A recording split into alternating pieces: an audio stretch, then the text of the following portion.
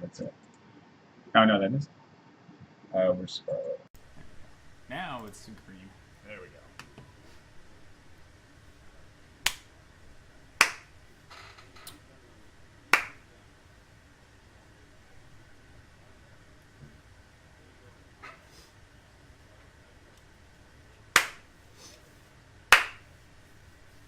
It's close enough. Okay. All right. Hold on. That's me the thing. The top secret thing. Just want to continue.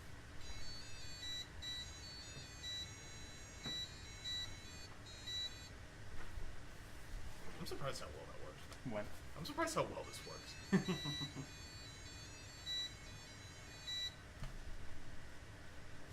All right. Hey there, Luker Nuker. We are doing some final mic checks and then we'll get started shortly.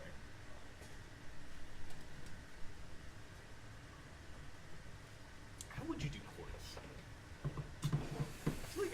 I don't think you can do it with only one ultrasonic sensor. I also don't think they. Well, we definitely would have to write our own tone chord. Yeah. Or a tone program.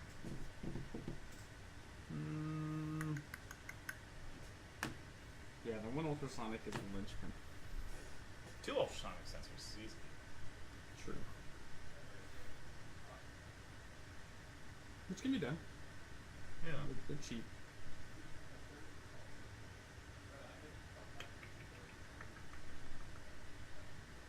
You could do. I know you could do it with a button. You can do it very easily with a button. If you're holding it on a note, and then you press the button, you add the 3rd on top of it, and if you press it again, you add the 5th on top of it, and then another time you turn it off.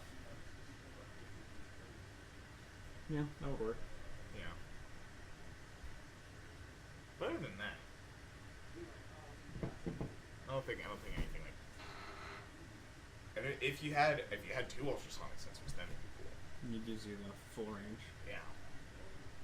Huh. Alright. These off? I think these are on still. How do you charge them? Micro USB. So the other weird thing is that since there's big magnets in it, That's cool. it's actually like surprisingly magnetic. Sounds pretty good. I have noticed that if you try and walk around without this in your pocket, then it doesn't. The range is not great. Right. I'm waiting for Bluetooth 5. That's gonna be amazing. Yeah. That's gonna be awesome. Ridiculous range, throughput. Don't know when I'll see that. Yeah. When is that supposed to launch? Like either next year or the year after, I think. Don't know. But yes, it's just the range aspect is the thing that really intrigues me. Yeah. Because it's just a whole lot nicer. You could leave your phone somewhere and walk around your apartment or whatever. Walk around your mansion. I wish. Walk around your castle. My castle. Go out Can you to. turn on the lights or no? Oh, I guess so. Okay. I think in theory they're all plugged in.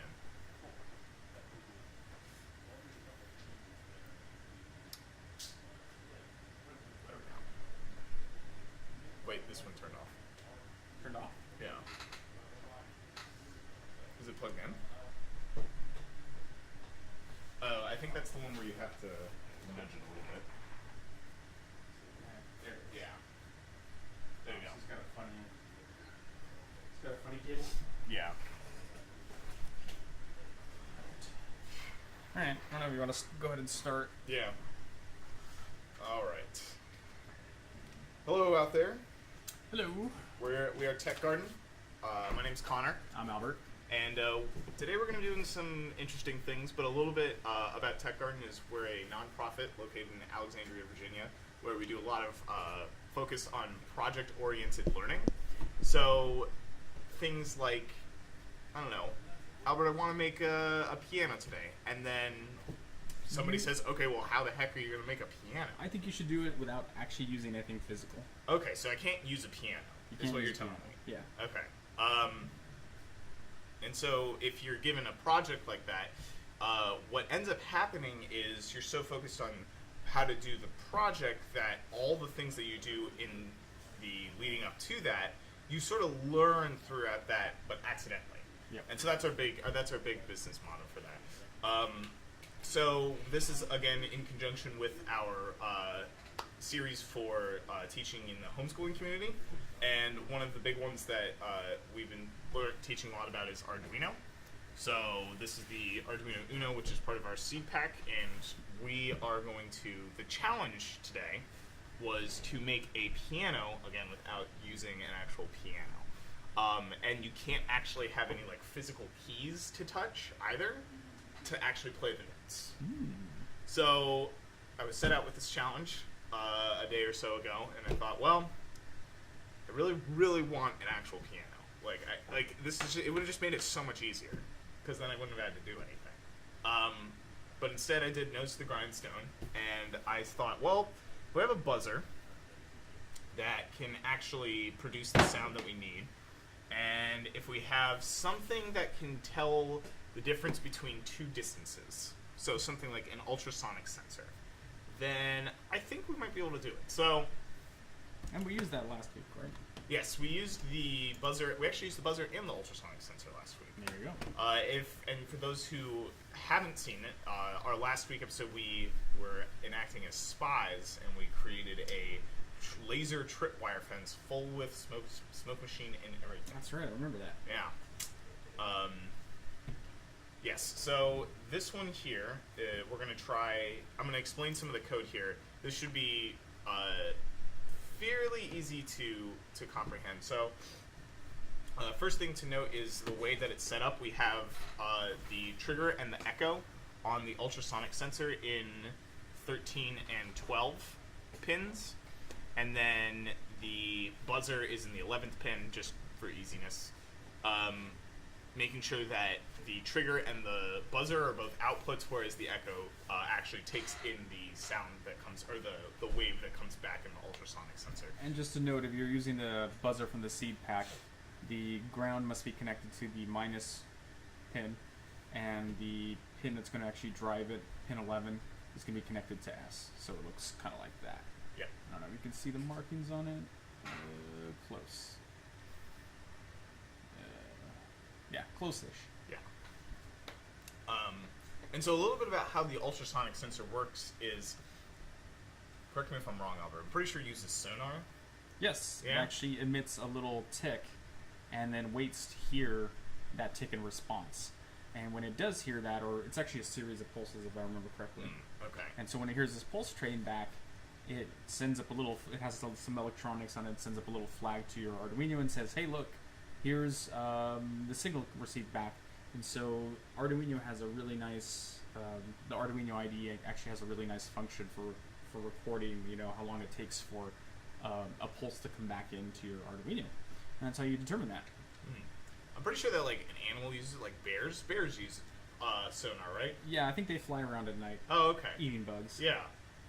No, those are bats. Bats use sonar. Yeah. And so this is sort of, we're trying to think of like how bats could make a piano. It's basically what we're trying to do. Pretty much. Right. So as soon as this few lines of code here, where we have digital bright and then wait a second, or much less than a second, and turn it on and off, that is this process of sending out a pulse through the ultrasonic sensor and then receiving the information back. And then we're going to store the actual distance value in this thing called distance, which is how long it took, and then you put it into this fancy formula where you divide it by 2 and you divide it by 29.1. I don't know why they didn't just divide by 58.2, but The only reason why they do that is just to make it understood that your distance to your object, yeah. the time that it takes for sound to arrive to it, has a round trip. And so you do the divide by 2 that says Gotcha. it's only half that distance, and then you do 29.1, which is the speed of sound for inches? Oh, you're right. Yeah. Inches per... something like that. It's So I know the centimeters one is like... it's inches per millisecond, which is what this is in. Or microsecond, sorry. Gotcha. Very good. And then we're gonna we're gonna print out the distance here for the first few times, and so let's just make sure that that is working. Comment out. I always forget what comment out is. Hold on. There we go. Control slash. Okay.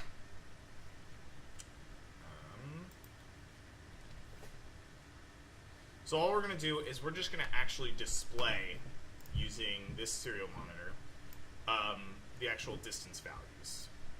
Actually, And- that has to be in centimeters.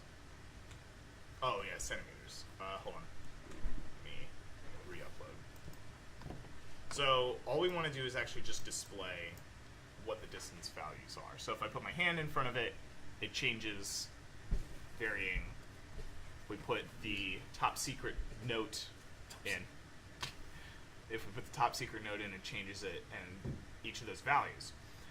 So I'm not sure 100% how accurate this is up to a certain range. I found it to be around 50 whatever units these are, being I think centimeters. So usually about this far off the ground would about work. So about half a meter or so. It definitely does work very well. Once you get past that, it'll send a pulse out, but it'll be just slightly off of where its target is, and it'll never receive it back. And so it'll do this sort of undulation where it's just sending out arbitrarily large numbers. So now that we know that our ultrasonic sensor is at least working a little bit, now we can sort of manipulate what happens when they're at certain distances. So with the buzzer plug-in, we can do some things like this. So I'm gonna say, so there's 0.2 seconds. It's checking every single time. So I'm gonna say that if the distance is less than 5 centimeters away from the ultrasonic sensor, Make a sound. make a sound, play a C. So specifically, the function tone takes in two arguments. One is where the buzzard is, so the pin, and then the frequency at which it's going to emit. So 523 is C, is middle C. So if we re-upload that, and then, so as long as it's above 5 centimeters, nothing's going to happen. And Only if it's less than 5. And As so I you- slowly approach, you can see it in the camera, getting closer. and then all of a sudden, as soon as it hits, There you go. So whenever it gets less than 5. yeah. So when it's less than 5, it emits a C. And then once you go, Oh, you never turn it off. oh, I never turned it off. So if it's, you should hold on. do else. What? Else. Oh yeah, You else. can do else. But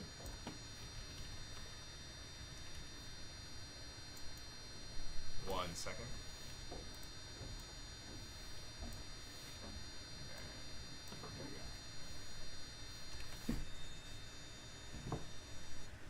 There we there go. you go. So if it is under 5 centimeters, it'll beep. If it's anywhere that's not under 5 centimeters, i.e. else, then it'll just turn off. There you go. So this sort of sparked my interest when we were doing it last week, where we were saying, okay, well, where we're trying to do a tripwire, if we use the ultrasonic sensor and say that if we know that what this distance is, let's see here, if we know what this distance is, if anything walks in between that, the ultrasonic sensor will pick up a value that's less than this total distance. So if we can use that sort of concept to say, okay, well, where that person steps in could say, you know, play a note. So that was sort of the concept for me. So let's see if we can add a few more notes. So let's say that if it's between 10 and 5, it plays a B, and then if it's between 15 and 10, it plays an A. And again, if it's outside of that range, it doesn't play anything. Done uploading. So as I get closer, the first one at 15. So there's A.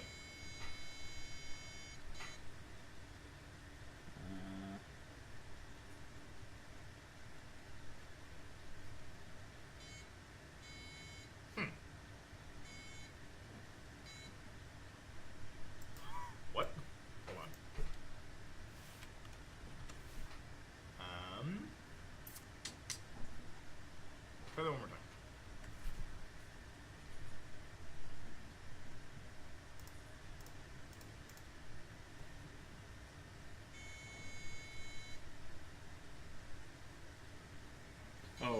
the else is great. Since is less than.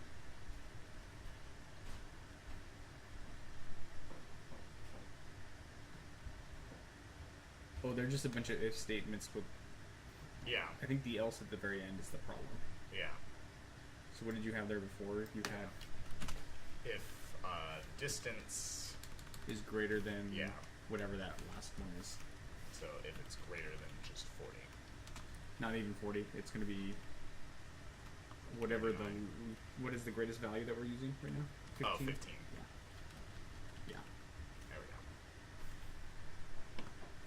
Alright, let's try that one more time. So, yeah, before it was hitting. Oh, it was hitting into the else statement. I see what you're saying. All right, try one more time. All right. Be ready for just stay on accidentally. There we go. And then as soon as it gets past that again. Yep. So here, let me pull up the serial monitor again, so you can see that as soon as you reach around 15, so just under 15, it'll play Turn A. on.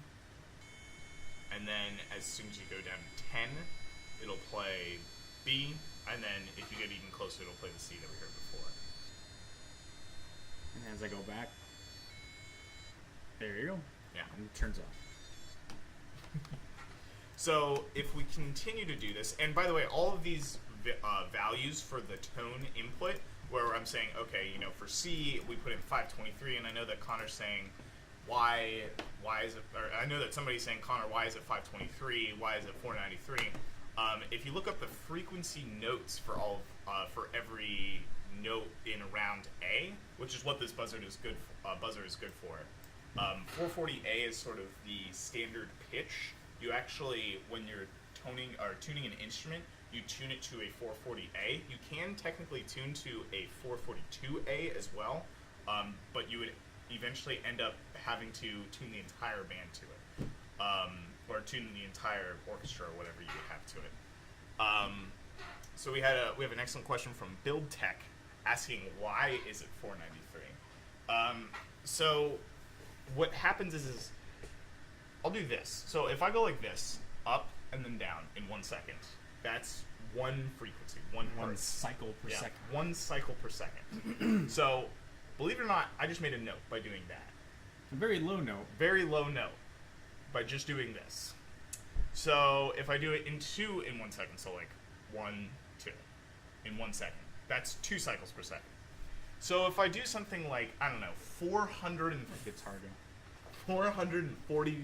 times in a second, so And then boom, and you then can in see 1 that second. because like Yeah. there's all the strings that are in the piano, right? Yeah. And what happens is the little hammer hits that, and the string actually vibrates. Yeah. Well, that vibration occurs at exactly like Connor's showing, so many times per second, and the note is determined by how many times it actually vibrates per second. So for something like a B, which is just above 440A, just below middle C, if literally anything, we just use piano strings or guitar strings or something like that because that has the best resonance. It sounds the best.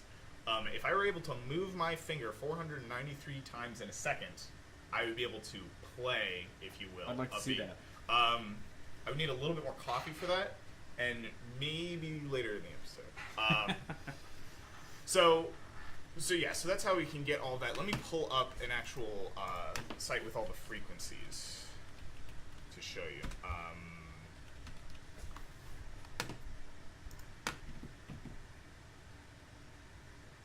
So something like this. Oh, what was that slick thing? Hold on. I think you lost it.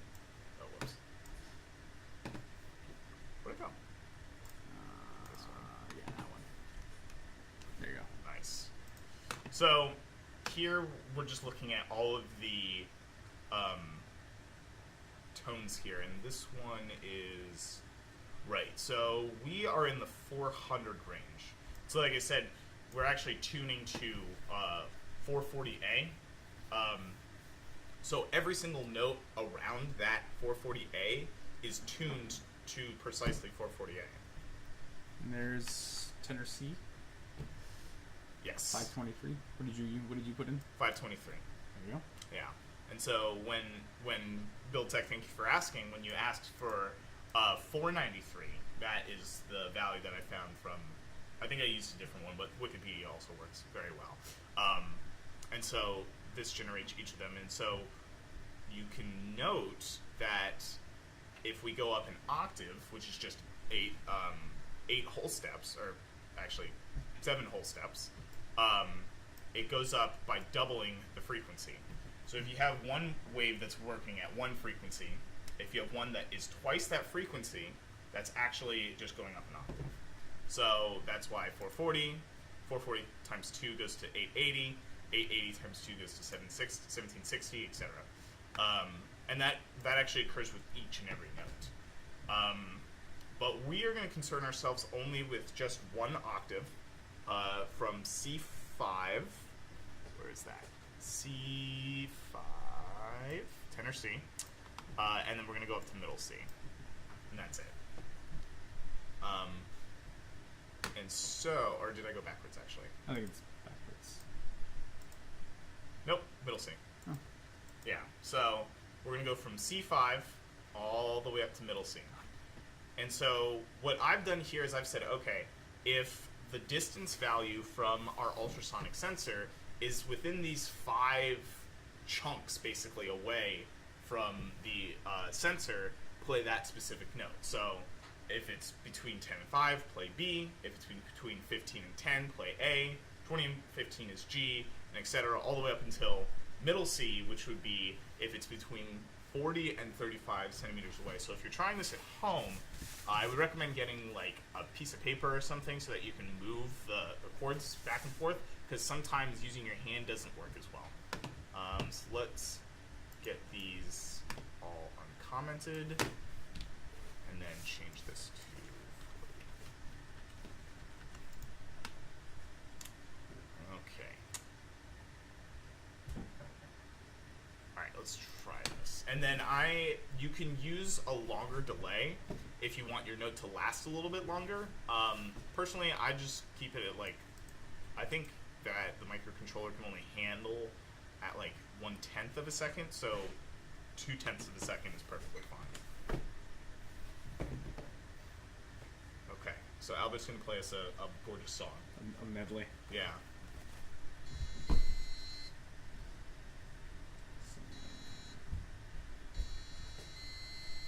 Step through the range. Yeah.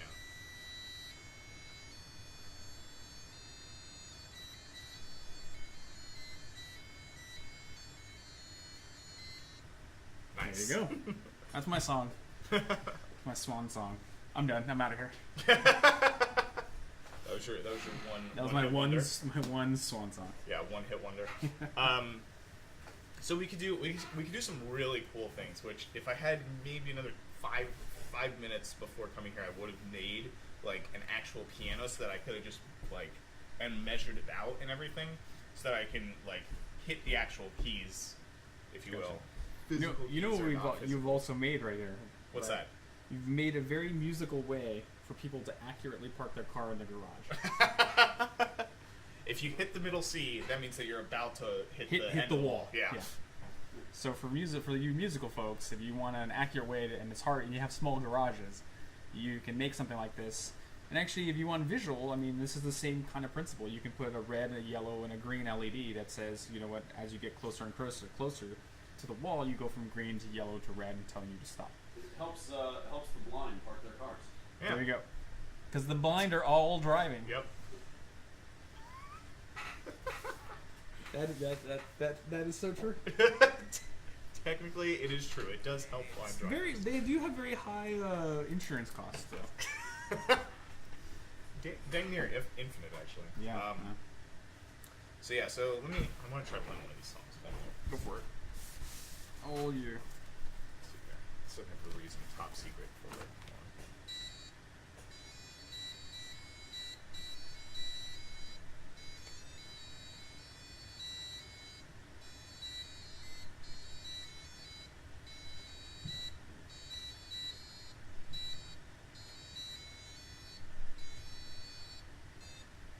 Nice. Again, swan song. Yeah. Thank you. Yeah, let's see here. So that was that. So this was like, and again, this is something that using something like the buzzer is just an example of how you can gain information from the ultrasonic sensor. Using like something like a servo, we attempted previously to make a claw type motion, where if you put your hand in front of an ultrasonic sensor, it would open and close a claw. And then similarly, we had another ultrasonic sensor that would pivot the claw back and forth. If you remember, for those veteran listeners out there, we had one where we had to make something similar to this, a claw, except only on a cardboard. If we were to do this with more technology, we could actually make it so that instead of using hydraulics, we could use ultrasonic sensors to move it back and There you forth. go. So, ultrasonic sensors definitely, it's not the most accurate, but it's definitely something that I use pretty regularly when I want to do silly stuff like make a piano. And I'm actually, I mean, like you said earlier, if you're sub half a meter, the distances are okay. Yeah. It's not off by a factor of 2 or anything like that. Yeah. But I have done some testing up to at least some sensing up to a meter, and that's kind of where it gets lost. Yeah, definitely. Let's see here. This was primarily what I wanted to get done today. We could try adding another octave on top of it.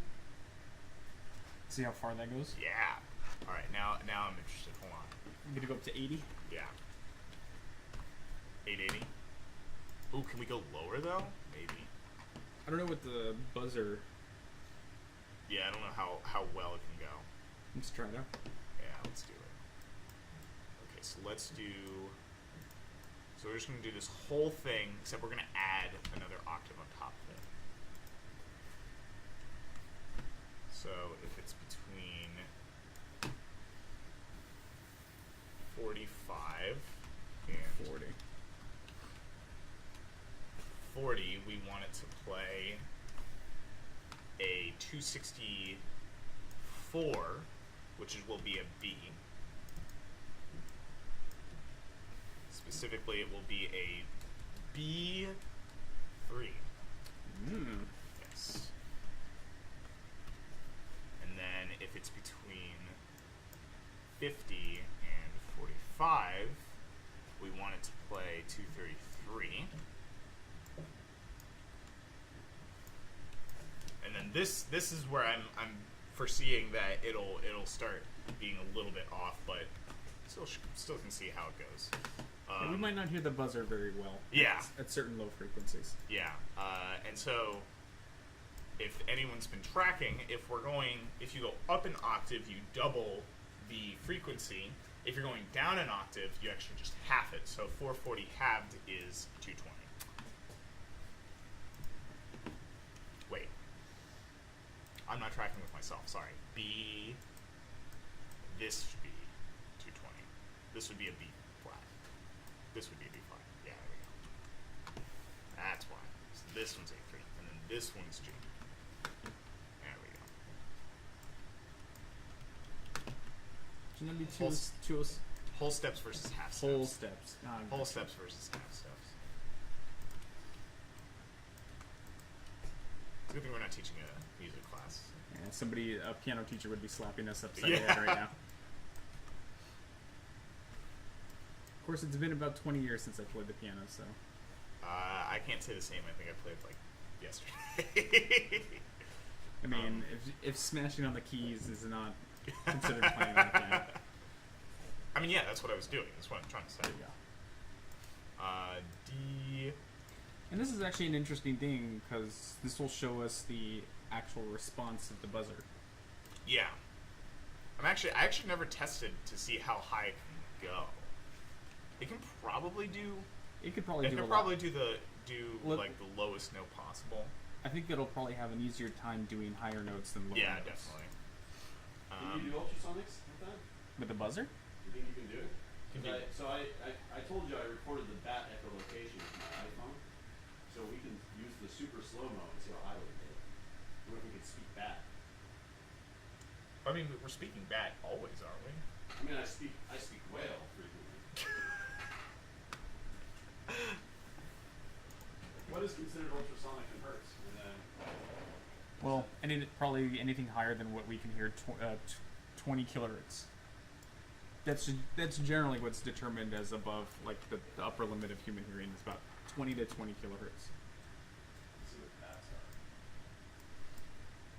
Actually, what'll probably happen is that your iPhone doesn't actually get that, but what you're doing is you're actually subsampling that.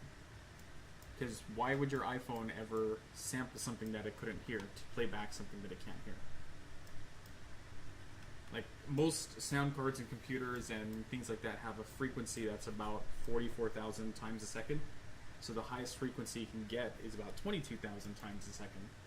Because why would you? It's the same thing like recording colors on a camera that you can't see, or recording audio that you can't hear to play back.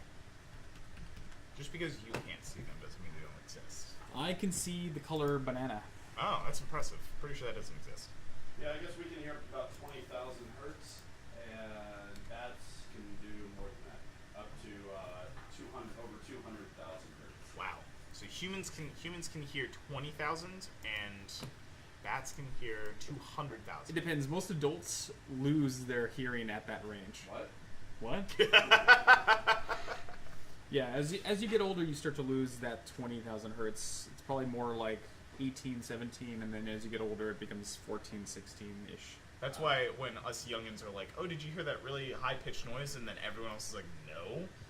Now you know why. Those That's are like- the voices in your head, Connor. I heard Yeah, somewhere maybe. that some like young kids on their cell phones were having ringtones in that range, Yeah. so that the adults can't hear it. Yeah. Apparently one of my friends back in high school had that, Yeah. so that he could hear his texts in the middle of class Without the without the Without teacher the teacher knowing. knowing. Yeah, depends if you have a Wait. young or old teacher. that's very true. Or We had your- an old teacher. Maybe your teacher has like a specialized hearing aid. We don't recommend doing that, by the way. Do you want to try the ultrasonic that high, or is it not easy to do? Are you talking about the buzzer? Yeah, you try it. Yeah, well, I mean, We're- did you already upload? Yeah. the, So we're gonna try the 2-octave one, and then we're gonna I'm gonna set like 30,000 hertz and see what happens. Okay. See if we can melt it. Well, we're not going to hear it, right? No, but I can hear it with my phone.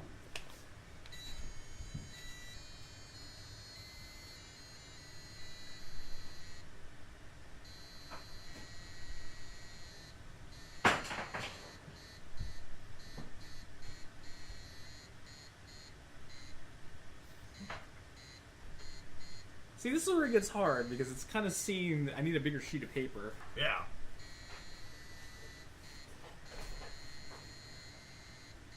Not bad. Let's see. Let's see. There it is. Not bad. That's pretty cool. So we can go from that low C.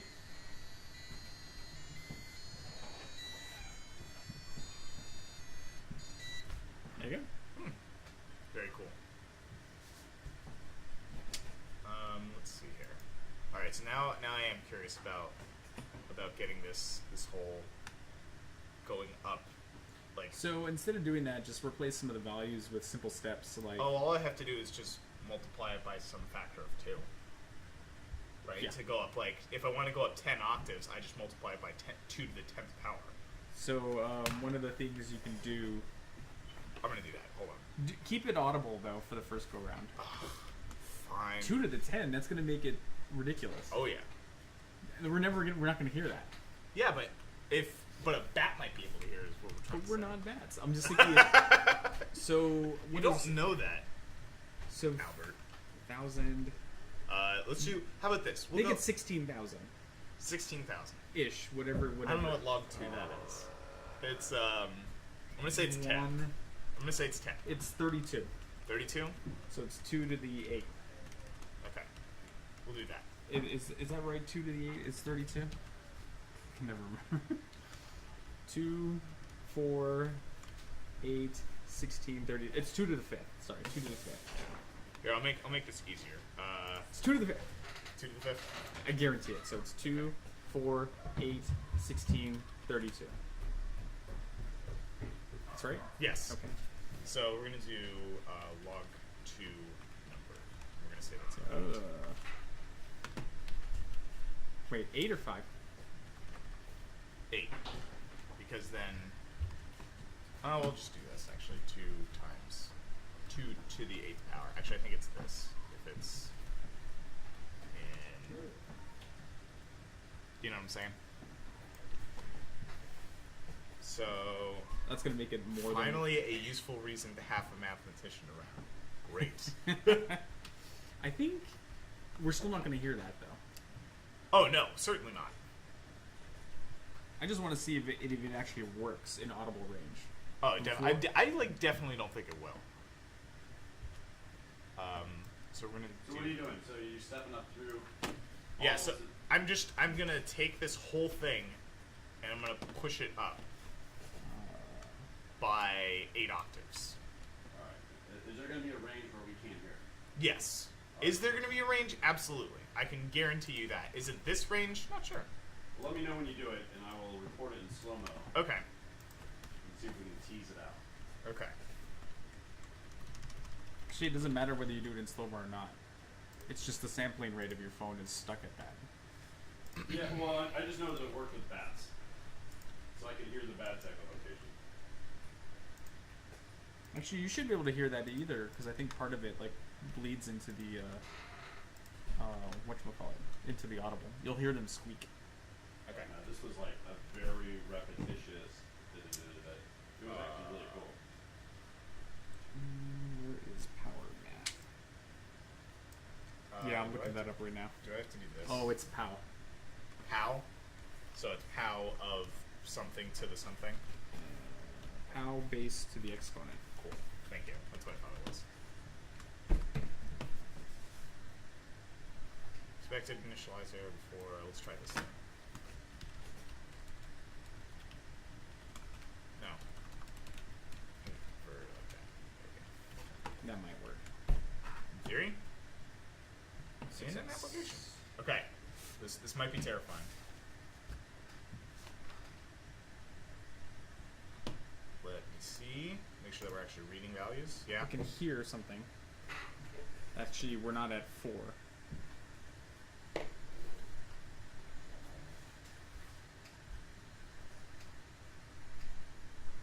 Huh. You know what it could be? Is so this thing is actually trying to send out a frequency, and it's actually interfering with the ultrasonic sensor. No. I've been wrong before. I think what happened? Like this was just. All right, here. Let me try not doing this and making sure that.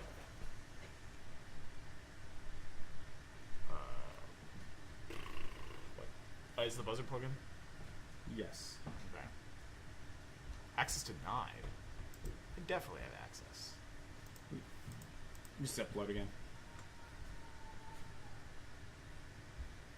There we go.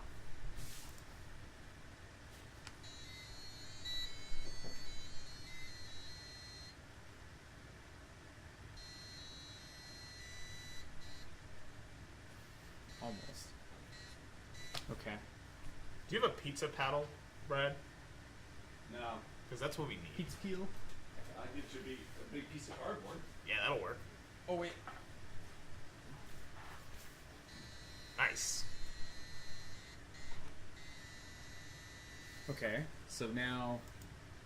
Okay, so now we want to let's just step through it. So let's go up 2 octaves and see what happens. So for those following along at home, I defined this new number called log2num, and all I'm going to say is that it's a number that is 2 to the power of some number. So whenever you use the define, it literally looks for the instance that says log2num, and replaces it every single time with pow 2, 2. That's all. That's all the defines do. So that's how the compiler works. Yeah. This will be your thing. And it's a vortex cannon. And it's a vortex cannon.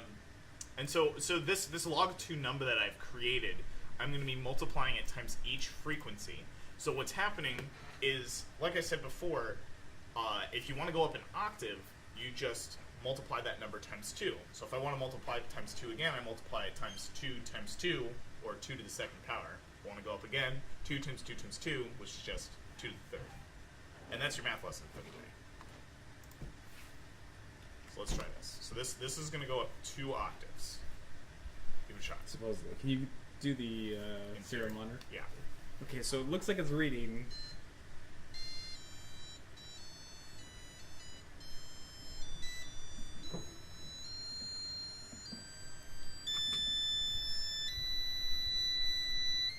Actually, looks like it handles like high tones very well. Yeah. It's impressive. Kick it up. Do a Yeah. 4. All right, let's go to 4. Open it up. All right, so now we're going to go. So this would be C. Oh, you know, 9. Quick question. Yeah. What is the input to? Because if we hit a large enough number, we might be bigger than. If it's a character, it's not going to work. And even a signed integer is what, 18,000 Yeah. or 16,000, which might be higher than what we're allowed to put in. Yeah, We but might this have to is, use a long. this is only 8 to the. Oh, you're saying we might need to use a long instead? So like if we go down here, yeah, the input into keep scrolling. yeah. What's the input that tone is expecting? Is that input? Is that an It's a- integer? It's a float. I'm pretty sure. Oh, if it's a float, then we're Yeah, not yeah, gonna it's a worry about float. that. Yeah. Okay. Oh, All wait. right, let's go. So this will be going up to C9. Will be the highest one, which is actually beyond the piano scale. So what is that? 4. What's it going? But So 2, 4, 8, 16. Yep. 16 times 5 is that's 60. No, it's even higher than that. it's 8,000. It's higher than that, isn't it? Might be.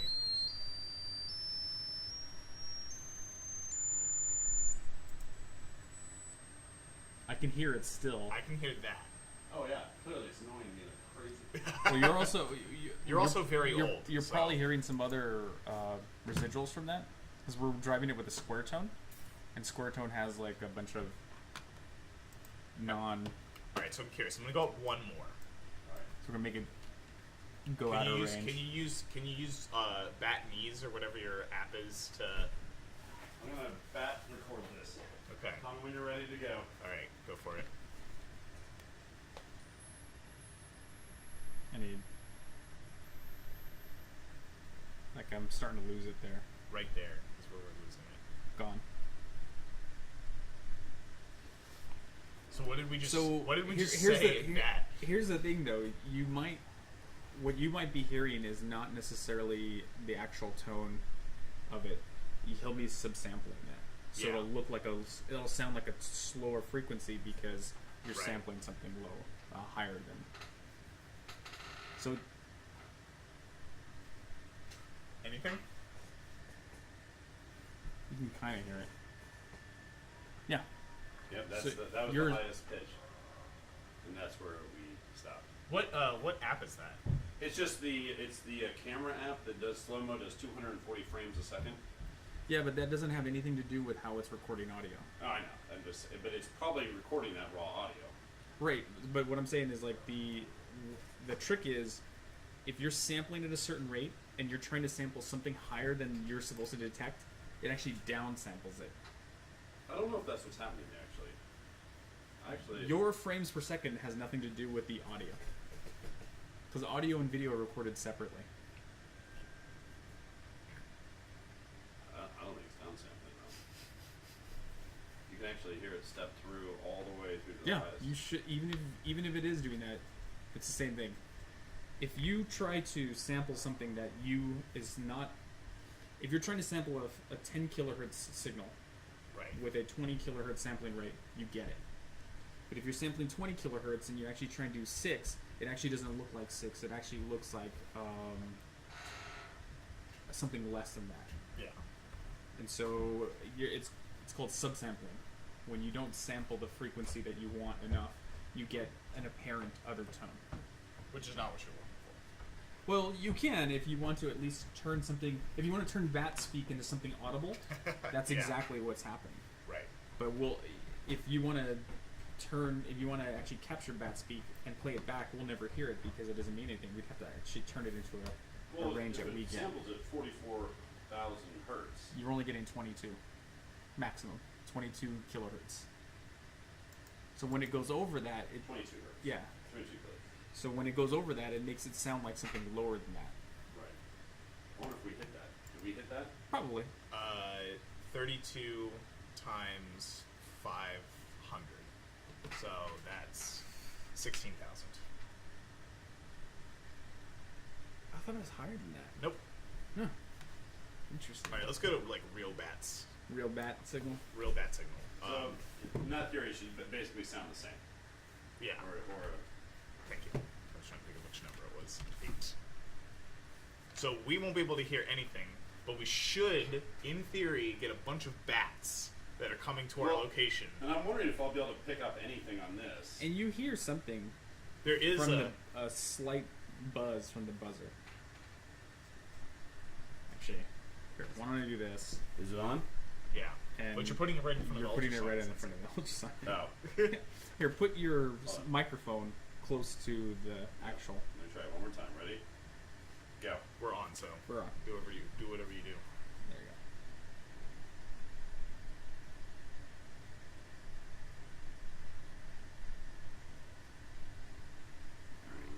All right. See if that resulted in anything interesting.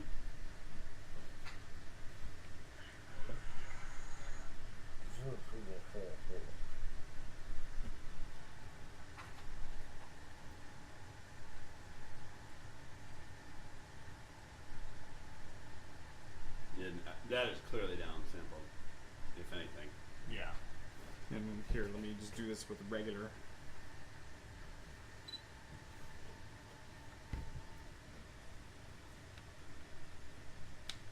Yeah, Let's that's take a quick- outside the reach. There's nothing going on. There's no change. Okay. So that's too high I don't think so. to pick up. I think we just don't have the technology for it. Let's see what happens on regular playback. Don't know how to use my own phone. This is what happens when humans try and be bats. I would say it's nutty, but it's more batty. Like it drives me kind of crazy. Why aren't you playing? So what are you trying to do? Yeah. Just it's the same. Similar thing. Yeah, because the only difference between that mode and this mode is just the frames of light you capture. It's not the frames of audio you capture. So what is the frequency, the highest frequency we were at right there? The highest frequency that we could hear No, that we was were at right there in that situation. 30.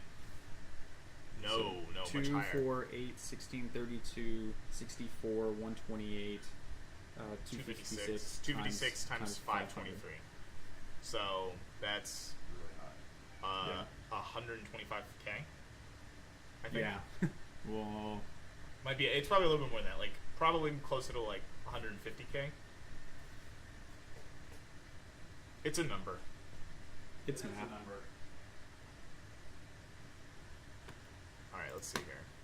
I want to go back. I want to go back down into the normal people range. Oops.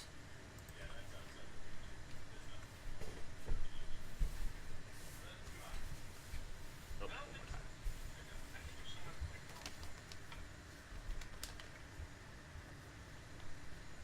Actually, you know what probably happens? What's that?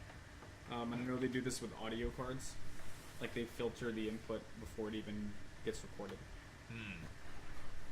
Because if you're recording video Right. and you have something that you can't hear, that when you play it back returns in noises that you never expected, Yeah. then that's undesirable. Alright, let me see here. Let me just make sure that. It's like we're not even focused. Where are we? There we go. Hold on. Hold on. Focusing. There we go. There we go. Good job, FFT.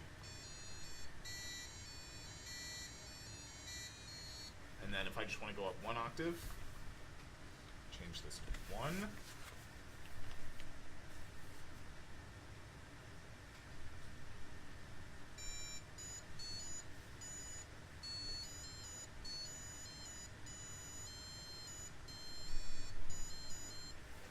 And then if I want to go up 2, Keep this in there so it doesn't lose the focus.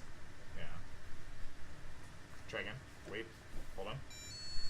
Hold on. One more time. Go ahead. Loading. Oh, done uploading. Nice. Ooh. That's the resonant frequency.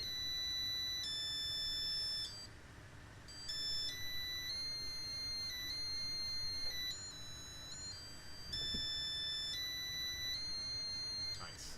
Yeah, so for this buzzer, you'll notice that if we're playing something, I'm gonna go down 2 octaves, actually. I'll go down 1. So for this buzzer, specifically, you'll notice that there's a frequency that...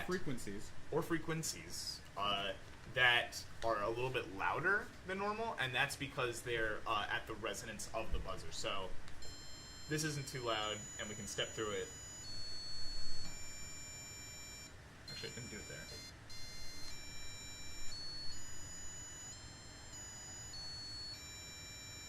That should be the resonance. Or Let me go down 1 more.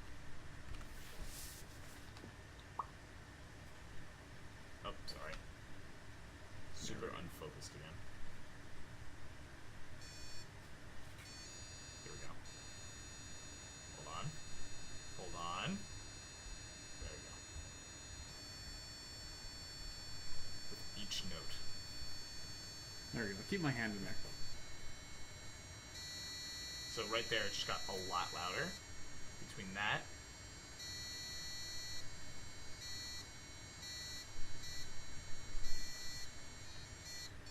And that's because it's hitting the resonance of the actual buzzer itself. Yeah, if at any point there's any questions about what we're doing, who we are, why we're doing this, I don't know if I'd be able to answer all of those questions, but probably answer most of them. We can certainly answer any questions that any of you have. Do you want to play another song there, Albert? You can play it in that frequency. I only play one song. I do not do encores. Oh, okay, gotcha. No Gotcha. encores. I wasn't aware. Alright, hold on. I'm gonna go up another octave. Can I go up another octave?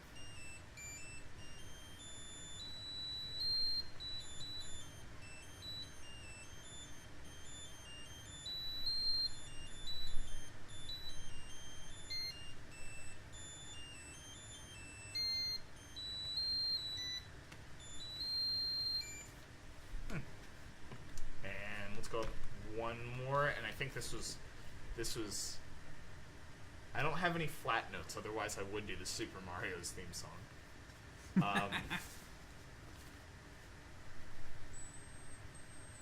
Still hear that one. Still hear that too. Still, I only have access to C through C, all the whole steps. So C, D, E, F, G, A, B, C, E, or C, D, E, F, G, A, B, C. So no flat notes. So anything that isn't a flat note I can play, or a sharp, whichever you prefer. All right, so let's go up to 5 and just. I want to see which note where it cuts off.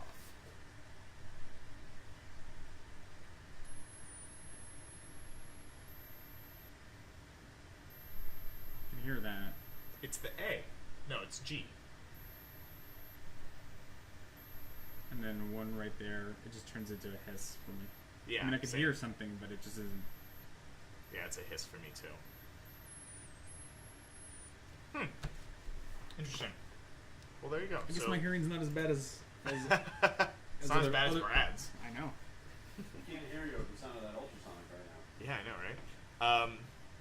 Cool. So I was not anticipating actually finding a. Oh, sorry. I don't know why the camera doesn't focus on I that. think it's trying to focus on you. There. There we go. Too many rock concerts. Yeah. Yes. All those loud noises or rocket launches. One of Yes. those two. Ooh, let's go down an octave. Yeah? Going down. See what happens. So, if we're using positive numbers in this log 2 num, it'll go up an octave. In theory, if we use negative numbers, we'll go down an octave.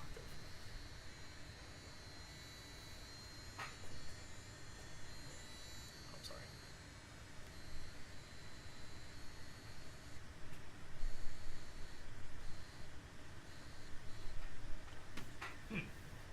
try another one. At some point, we're just gonna get. Yeah. Try just right.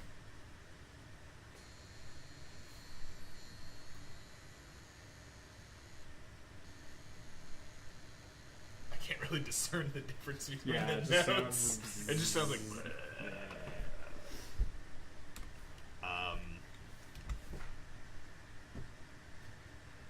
Yeah, literally up until now, I hadn't remembered that if you multiply the frequency times 2, it goes up an octave. This is what you learn when you do projects. And this is kind of cool because this is technology meets, music. Oh yeah, I would say it's more music meets technology. Actually, I don't know. We got the technology. That's true. We don't have the.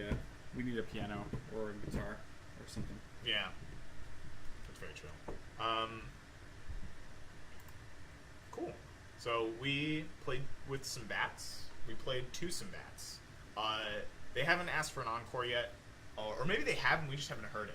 I think that's what's happening. Possibly. Yeah, they're like screaming our name basically, but because we can't Quit playing music. because we can't hear at whatever it is 200k hertz, we're restricted to lame 20k hertz. Human ears. Yeah, human ears, we're the worst. We can't hear the bats, which are screaming our names, telling us to probably stop. But by the way, Brad, if at any point you see a lot of bats, Not our problem. yeah, not our problem. Call the police. Call the police. Right. Yeah, so I got everything I wanted to do today done. Excellent. I got to play like a 14 octave piano, basically. You got to play a 14 octave microcontroller. Yeah. Not many people can say they've done that. That is very true. Yeah, that is very true. All All right, I'm quitting. Goodbye. right. Um. I think that is our. Da-da-da-da-da-da-da. Yeah. So thank you everyone again for tuning into this. This is actually the last week of our 8-week session where we did a whole bunch of crazy projects. I highly recommend you check them out on YouTube, which is Tech Garden as well. Check out us on Instagram and Twitter for @techgardening. Facebook as well. We also have a website at techgarden.org where you can see all of the previous ones. You can purchase our seed pack, which comes with this, and a whole slew of other things. Like everything's plugged in right now. We're using everything right now. Comes with a whole slew of other things, and you can also check out all of our previous streams. So if you missed anything, if you missed the Tripwire session from last time, you can tune into that. Brad walked in like 5 minutes ago and was shooting us with vortex cannons. We made those a few weeks ago. So yeah, this personally has been fun.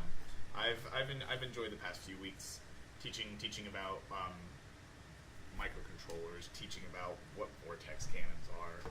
And I think our future is going to be switching over to a little bit more YouTube. Yes. And what we want to do is we want to do a couple of life hacks. Like, Yeah. hopefully soon I should be getting in the mail my pressure cooker. Oh, I'm going yes. to turn into a tennis ball restorer. Yeah, for So- those who play tennis often. And wonder, what am I going to do with all these tennis balls that don't have any air in them anymore? Well, hopefully I'll be able to make a hack that can turn them back into useful tennis balls.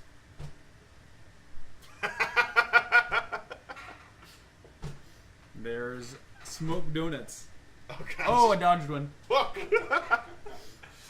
Anyways, we'll continue searching for these life hacks or these Yes. little projects where we take just, a little bit of technology or a little bit of science and then turn them into something useful for yourself. Oh yeah. JMB the man, we will be putting the code up on the website today. So you should be seeing that very shortly.